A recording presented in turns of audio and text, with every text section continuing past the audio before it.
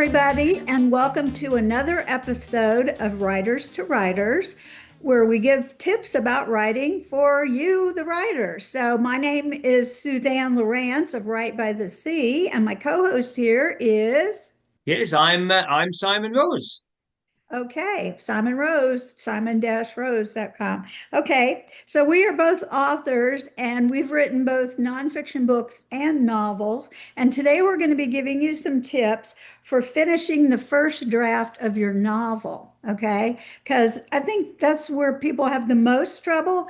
It's just getting a first draft down, because how many people listening today have always wanted to write a book, and maybe you started that book but you just never finished it, or maybe you didn't even get started. So we're going to help you learn how to get that first draft of your novel written quickly, and we're going to give you 10 tips today.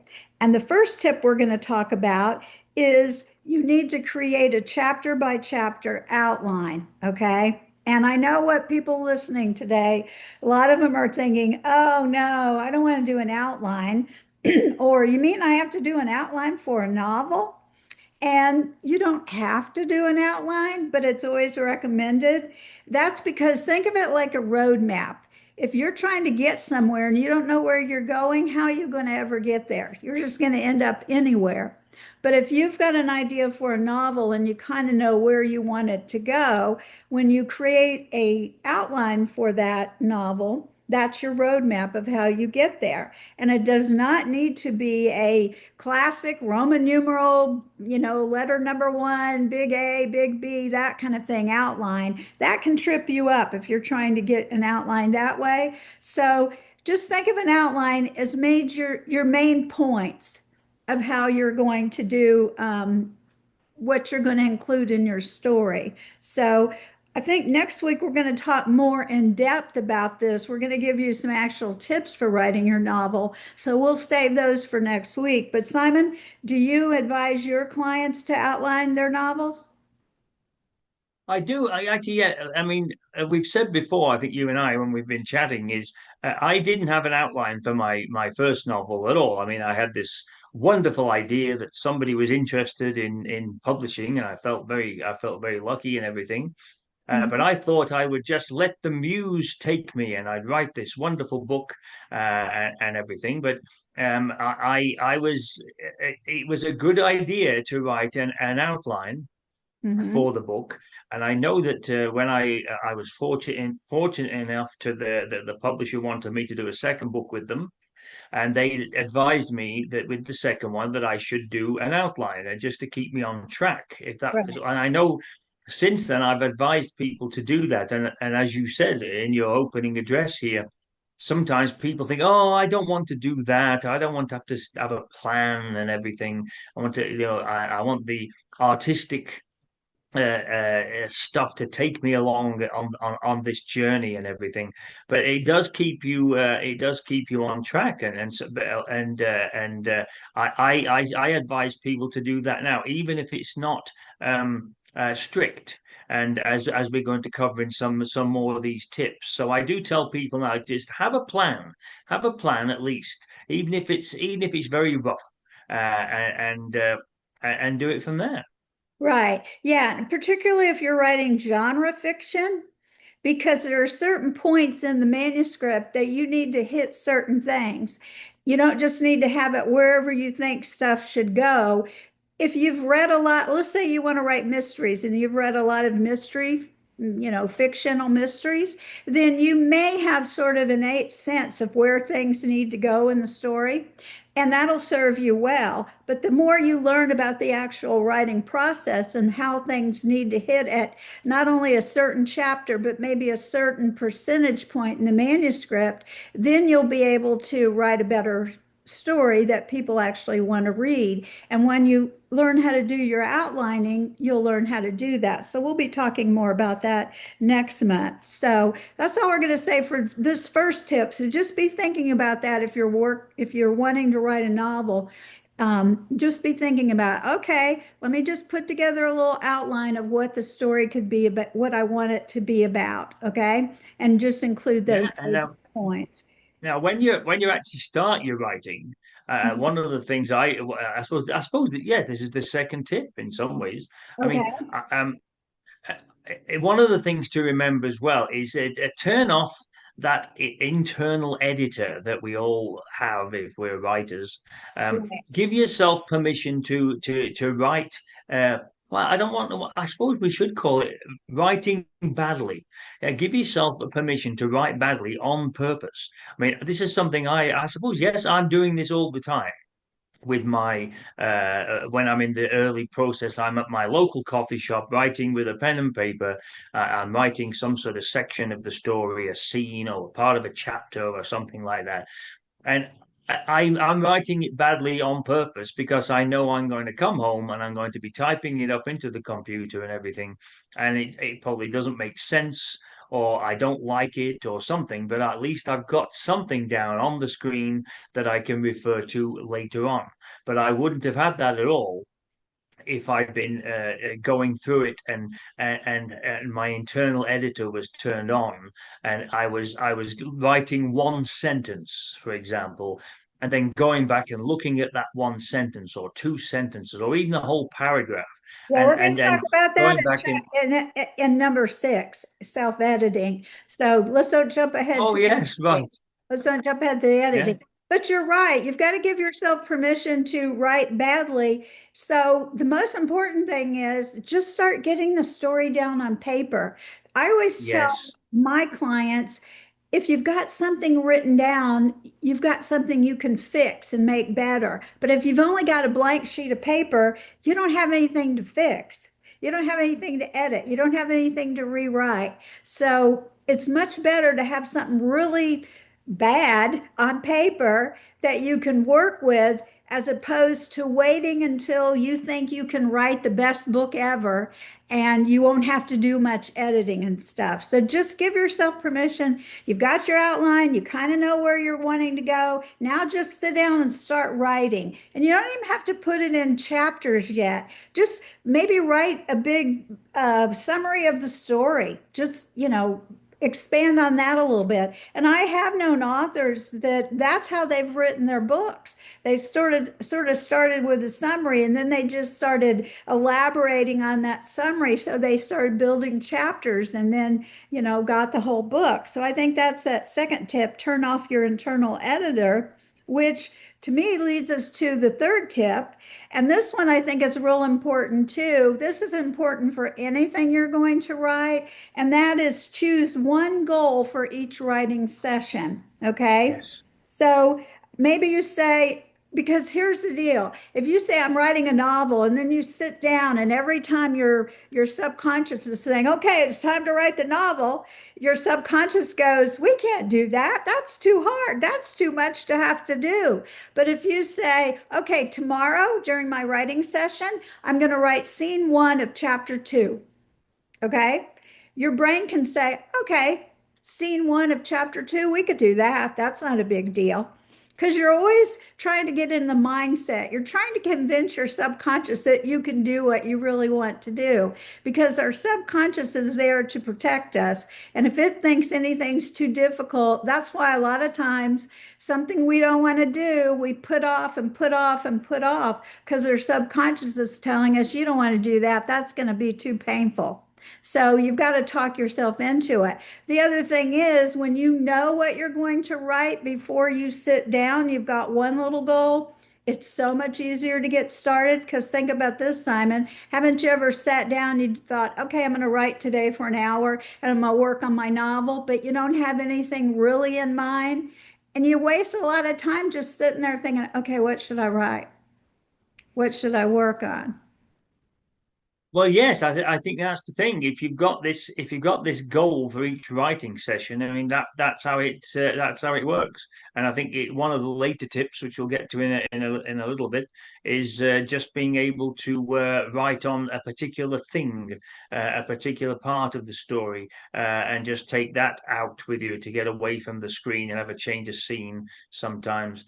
I think the fourth tip we've mentioned here goes back to something we'd mentioned already a bit was not editing as you go. It's about that just giving yourself permission to write badly on purpose and everything, as you say, just to get something down on paper. I've found that sometimes, and I've just needed to have a change of scene, go somewhere else, away from the computer, write something down on paper, come back and type it up, and then it's in there, and I've got it there. And it's the same thing too with you might need to do some research into something.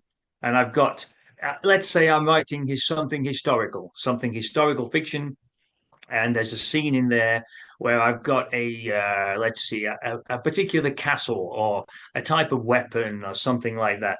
Now, I don't want to stop what I'm writing, this No. particular paragraph, and then say, oh, I better research into what this weapon looked like if he's going to swing it through the air and kill someone with it. No, no, no. I just keep going because I'm in the zone, as it were. So yeah, I mean, it's But maybe you need leave a to make note a and little note keep though. writing. But make a little note if you think you need to do some research. Yes, Just make a little note, absolutely. or just keep writing. And here's some of the reasons for that. If you stop every time you think you need to research, you'll start doing it as a way to resist writing the story. Because think about this, That's true. when anything gets tough that we're doing, everything in the world looks more inviting. Even the dirty dishes, or the laundry. Oh, I got to go do that before I can do this. And researching can be fun. So you can go down a real big rabbit hole on the researching process. And not only do you stop writing, but you lose your momentum. And you want to keep that momentum up. So just keep writing. Okay, what's our next tip, Simon? Number 5. Well, this is about it comes down, it comes back a little bit, refers back a little to the having an outline, having a plan and things, which is they can write out of order if you get stuck. I mean, I've certainly done that before, and I do it each time, I think. If I've got I'm on I've written chapter 5, and the next thing is chapter 6, and I really don't want to write chapter 6 yet. I'm not that interested in chapter 6, but I suddenly get inspired, and I think, well, I want to write chapter 12. I mean, that's a really interesting thing to do. If I've got the outline, I can take it elsewhere or not, or sit here in front of the screen and do chapter 12 if I've got the outline, and if I'm stuck with something, and write out of order. So that's something I found to be very helpful. Now, the other thing you can do if you get stuck, which you can go back and interview characters. I mean, what do you think to that? Is that something that you can do? Do you think is that a good idea? Yeah, that's our 6th tip. Go back and interview your characters if you get stuck. And let me tell you why that's a good idea and what it means to interview your characters. It's a good idea because many times we don't know our characters well enough to know what they would do. And that's like if you're on that chapter you talked about where I'm not really interested in writing this chapter yet, it may be because you don't really know how to write it yet. You don't know what the character would do. You're still trying to figure that out. But if you go back and a character interview is not the same as a character profile. A character profile is what you do before you ever start writing, where you just, put some physical descriptions, some just different things about the character. But when you do an interview, and I do this a lot if I get stuck, I'll go back and I sit down with a pad of paper and a pencil or pen. I don't do it on the computer, although you could, but I sit there and think of questions I could ask the character that might Mm. help me understand the character a little bit more. So keep that in mind. What are some questions you could ask your character to help you get to know them a little bit more? And that means to help you know their backstory a little bit better. For example, one time I was writing a mystery and I was getting to the point where the character who was the one who committed the crime, she needed to know how to do something that other characters didn't know how to do. And I thought, well, what could that be? And why would she know how to do this? So I went back and I asked her, I said, what did you do when you were in high school? Did you have a part-time job or whatever. And it's funny how your characters will answer you like they're real people. Because, if anybody's saying you're talking to somebody who's not really there could think you're a little crazy in the head, but they do start talking back. And she said, yes, I worked for my dad on his boat. I did this and this and this. And I said, oh, and were you good at tying knots? Oh, yes, I had to tie knots all the time, blah, blah, blah. And then I thought, that's the skill she needs for this crime. She needs to be able to tie these elaborate knots and stuff and blah, blah, blah. So by interviewing that character, I was able to get to know her a little bit better, and then I was able to know what should happen in the next scene, and I was able to write that scene. So anytime you get stuck with a scene, you don't know what the characters are going to do or how they're going to do it, go back, get your pad of paper, ask them some questions that will help you get to know them a little bit better, know their past, know what they've done, know what they like, know what they don't like. Just a simple question like, what do you hate more than anything in the world? Many times that will help you get a lot of mileage out of your story, because then you can start including that in there and how they're avoiding that thing that they hate, or, not wanting to do it. Okay. So yeah, I do that a lot. What about number 7, Simon? What's our next tip? Well, this is all about following one or more common tropes for your genre. Uh, Right. so I guess this is really about looking into other people, other writers, and things that are doing similar things uh, to what you are. This doesn't mean copying other people at all. No. I mean, I suppose it means being inspired. Uh, by other people, really, and seeing what they're up to, and this sort of thing, how they're writing things. It's probably more akin, I suppose, to musicians being inspired by similar styles of music, isn't it? Really, I suppose, and doing things similar in a similar way. And I Yeah. think the thing about tropes is if you're going to write in a specific genre, your readers are going to expect you to do certain things for that genre. Mm, And definitely. if you don't do those things, they're going to feel disappointed. For example, let's say you're doing a romance novel, okay? With a romance novel, there's certain things in the tropes. First thing in a romance novel is called a meet cute. And that's just a scene where your romantic characters, where they first meet on the page. They could have known each other years ago, but now they're reconnecting. And where they first meet on the page, that's the meet cute. If you don't have a meet cute in your story, then your romance writers or readers are going to think, where's the meet cute? They missed out on this. So we'll go over some tropes maybe in another episode too, because that's real important to know the various tropes. And you can combine, more than one trope in one story, and stories often do, but it really helps you write your novel if you know what genre am I writing and what are some of the common tropes, because you can kind of use those to create your outline, use those to create your story. It's just, there are just so many helpful tools that help you write and become a better writer from the get-go. So yeah, it is important to know your tropes. What's the next tip, Simon? Number 8. Well, this is all about similar again. We're sort of referring back to a little bit to outlines and stuff like that, I suppose, in some ways. But it's about setting a real or fake deadline Mm-hmm. for finishing what you're writing, and then figure out how much you need to write each day or each week to meet that deadline. Now, not everyone is a full-time writer and has every day to do writing and things. They have other things to do, whether it's they have a full-time job or whether they've got family to attend to and chores to do and all the rest of it.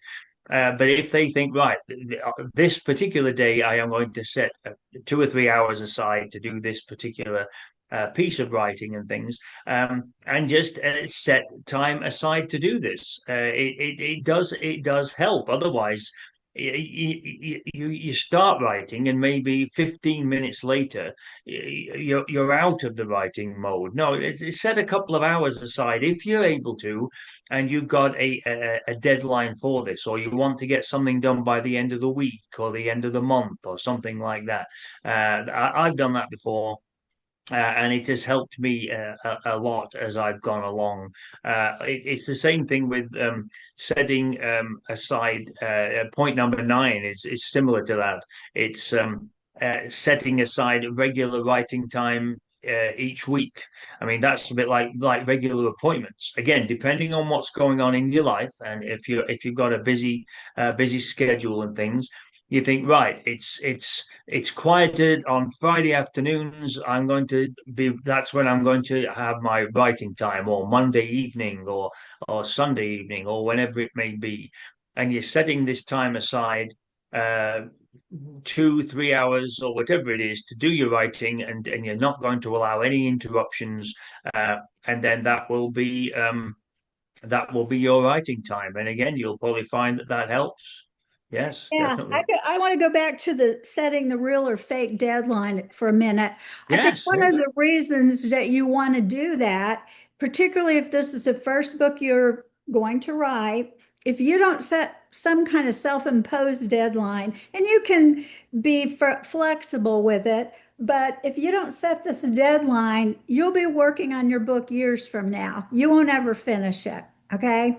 But when you say, I want to get this book finished by the end of the year, so that gives me 4 months to finish or whatever, August, September, October, November, 5 months to finish it. Then you can say, okay, and now my book, it's this genre, so it needs to be about this many words. I've got my outline, it's this many chapters, it's this many words per chapter. You can kind of figure out, well, all right, if I'm going to write so many days a week or whatever, here's how much I've got to get written every week. And then you can set your regular writing times. I would advise, if you're a first time writer, don't try to sit down and write for hours at a time. Just decide, I'm going to work for a little bit every single day or every morning or 3 days a week or something. But most importantly, stick to those times. Okay. And if people tell you, here's what I advise people to do too. When I say treat it like a regular appointment, when somebody would say to you, oh, Simon, can we have coffee on Tuesday at 3 o'clock? And you've set 3 o'clock as one of your writing sessions, then if you can look in your calendar, just tell them, oh, let me look at my calendar. And you look in there and you see it's a writing time. You go, oh, I'm sorry, I can't. I have another appointment at that time. Don't tell them it's your writing, because people will No. always say, oh, you could write some other time, just do it later. But if you say, I've got another appointment at that time, I'm not going to be able to do it, they usually won't say, what's the appointment? Can't you change it? They'll just go, oh, okay. Because they think, well, you got to go to the dentist, you got to be the doctors, you got to take your kids somewhere, blah, blah, blah. And they'll leave you alone. So if you really want to guard your time, treat those like regular appointments, put them in your planner or your calendar. And then when people want you to go do other things, unless it's something you really need to do, um, just tell them, sorry, I can't, I've got another appointment. And the reason for all this is you're trying to get that first draft finished. You've got to build up some momentum. You've got to also train your brain and your body to sit down at regular times and write, so you get in the habit of it. And if you do those things, you set the deadline, I've got to get finished by this certain date. You might need to change it a little bit as you're going, because stuff always happens. But then you set aside those regular writing sessions and you treat them as appointments. You're going to start building some momentum. You're going to get that novel finished. You're going to feel so great. So, what's our final tip, Simon? Well, it's linked to everything we've been saying here, really, because at the end of at the end of your session for a particular day or whatever it is you've set aside, make a note of what you want to do in the next session. Again, this is something I've done before. I've got to, and sometimes that's been because I haven't quite finished what I wanted to do, maybe because I ran out of time or Right. something, or I got extra ideas for a particular chapter and things. But I've usually, before I've gone to bed or moved on to something else, I have made a note as to where I want to start next time. Then I'm not starting cold on the next when I Exactly. come into the next session, and that helps a lot really. And so you think, right, here I am with a new writing session. Now let's see, where was I? Oh yes, I was on chapter 16, and this is where I was at with it. And okay, so you're not opening the computer and going into, again, as you said, a blank page, because it's like, oh, where do I where do I start? Well, you don't need to say that to yourself. Don't You need to know do it. where you're going to start, and if you were only doing this the day before, it's relatively easy to slip back into it. Right. Yes, Yeah. definitely. And it goes with you know what your goal is for that session. You're going to sit down and Yeah. do it. You can get started right away. You're picking up that momentum. Everything's going smoothly along together. So these 10 points we've got, they really work together. And so consider them seriously, I would think, if you're wanting to write your novel. So next week, we're going to talk about giving you some tips for outlining your novel because you're probably thinking, well, I don't know how to outline a novel since you told me I don't have to do it with a regular, Roman numeral outline. How do I do it? So stay tuned next week and we'll give you some tips for that. And I want to invite people today before we leave, if you need help and accountability writing your book, join my Monday morning manifestors. We meet every Monday morning on Zoom, and I offer tips and mindset things to help people stay on track with their novels. And they can learn more about that at mondaymorningmanifestors.com. You can also learn more about me and writing and things at writebythesea.com. And Simon, where can they find you?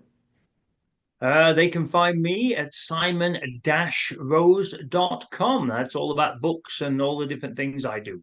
Okay, and Simon's got all kinds of novels for you to read, nonfiction book, children's guide, or writing for children guide, things like that. You can also Google his name and you'll see his books up on Amazon. So Yeah, that's the that's right. Yeah. tip. Okay, well, that's it for today. So until we talk to you guys next time, be thinking about those 10 tips we've given you today, and I hope you'll get started on your novel. So thanks, Simon. See everybody next week. Yeah, bye. Happy writing.